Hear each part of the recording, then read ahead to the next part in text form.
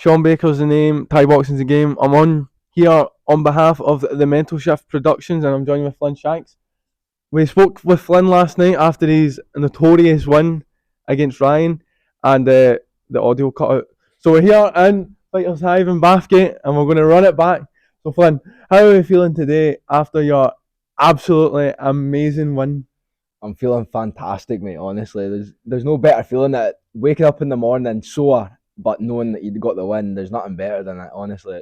I've got 3 broken toes, but it was all worth it at the end of the day. I was going to talk about that. How are your toes feeling? They're all right. I can't move them when I wiggle them. They're sort of walking in my shoes, but overall, mate, they're all right. It was the deep to the face at the end that fucking that broke them, like. But what can you say? Shit happens. It does. So the teep to the face. The last time we spoke was at the Jubilee Club, Newcastle. Love to fight. And you fought I can't remember the boy's name. Wilson Pippa. Wilson, that's it.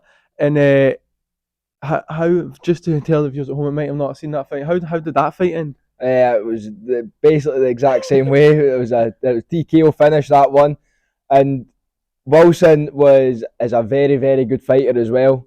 I went into that fight shitting myself because obviously the gym he was coming from, the type of guy he is, being 7-2, winning all these fights, having a belt. I was sort of like, right, but I was coming off a loss and I didn't want to lose again, and I proved that on that fight there that I wasn't losing again. So that fight was pro-am, and your fight last night was A-class. That's your first A-class fight, isn't it? It's my first one in Scotland. Yeah, I had my first one in Thailand in February, which I won TKO in the 4th round also.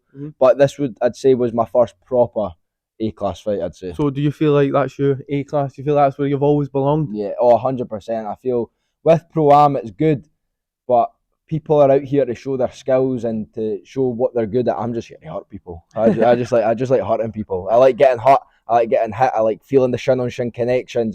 It drives me to go forward, and getting hit with the liver, getting hit in the face, it pushes me on to hurt them even more. So yesterday when you fought on MTB, there was a lot of supporters for your opponent, and I heard quite a lot of boos. How does the boos and the shouting that you know aren't for you? How does that motivate you going into the ring? Everybody booing me, everyone they were chanting, "Oh Ryan McMillan," all saying this and all saying that. It did not affect me one bit. I knew what I was going to do, and as soon as I went and done it, they just went silent. You know what I mean? They didn't say anything. There was no more chanting. There was no more booing. It was just me and him in that ring, and all you could hear was a thud of my body shots hitting him, the teep to the face hitting him, the head kicks hitting him. Everything made them go silent, and that's what I'm here to do. And my coach said that exact same thing. You came what to do to make them go silent, and I did it. You've always got a good amount of supporters yourself, though, no matter where. You're from Bathgate. No matter where you go, you've always got supporters. How does that motivate you? Because having that amount of people are coming down from Bathgate as well, down to Linwood. It's not an easy place to get to. It's my pals, honestly. I couldn't ask for better pals. There's not a lot of them, but it's the main ones that always come and support me every single time I'm fighting. Coming down to Manchester, coming to Edinburgh, coming to Linwood, coming to Glasgow, anywhere they're there for me. You know what I mean? And I couldn't ask for a better team. And if I could have nobody supporting me, no one there, and it could just be those 4 guys, and it'd be 5 guys, and I'd be happy. You know what I mean? Because I remember last time in Newcastle, there was the same boys who were there. Exactly. It was the same boys that were there. Same boys, man. Honestly, they follow me everywhere I go, and they support me, and they drive me to be better, and especially one of them, fucking Jack. He honestly, he's like, I'll be like, Mum, we'll go get bevy, and he was like, nah. And he keeps me off. He keeps me on the straight line, and I couldn't ask for a better pal like that. You would rather have a group of solid, supportive, motivating fans than 2,000, 3,000, 4,000. Exactly. Ones that are just on the bandwagon. You know what I mean? Yeah. The ones that'll be like, oh, you see that Flyn Shanks, he's getting good, isn't he? I like the ones that have stuck by me all the way and be like, I've kept him since he was a nobody. You know what I mean? So I asked Stefan this question yesterday. I'm going to ask you it today. You and Stefan, very close. He's trained here. Yous are always together. How does it feel, yous two both being on the same card, him winning the WBC title, you main event? How does that feel? Because that must be a fucking amazing feeling. Honestly, man, there's no better feeling like it. Me and Steph have trained from when I was 13 years old to now. Stefan stopped training for a long, long time. and then came back and then seen me a fully grown fucking 18-year-old boy, and now I'm 20. You know what I mean? So it's like, it's honestly, it's no better feeling. I said to him when I was that young, when I was 13, I was like, I want to fight on the same show as you, Steph. So I always looked up to Steph. Steph was like a big brother I never had, just somebody that had the same style as me, and just, or I wanted to be like Steph, and that's how I chose to be. And now we're fighting on the same show. He's got the WBC. I'm sat main event, and we're both smashing folk everywhere. And nobody can say that we're not coming up to the top spot, because we will. 100%. So how does it also feel when you were main event last night in MTB? MTB is, in my opinion, one of the biggest shows in Scotland. How does it feel being main event, from fighting last fight, first fight, to now that's your main event? It's a different feeling. The waiting is the worst part about it. Honestly, I was getting my hand wrapped. I was about falling asleep, man. It was like 10 o'clock. I was like, come on, fuck already. But honestly, there's no better feeling than being the last fight, because you know, I love to give the fans a show. And there's no better feeling than walking out, all eyes are on you. I'm a very egotistical person. I like everybody being the main attention. And see, when it's not on me, I like to get everyone to focus on me. And I think that's what I done last night. Everyone's focus was on Ryan beating me, Ryan doing this, Ryan doing that. And as soon as I came out and showed what everyone had to do, all of a sudden everyone's eyes was on me. Everybody went quiet. Exactly. So you were in Thailand for 3 months as well. So tell me, what was it like training over in Thailand? Unreal. The heat was the biggest factor. You were going 5k runs and you're actually puffing at your arse in the second kilometre, and you're like, this isn't for me. It really,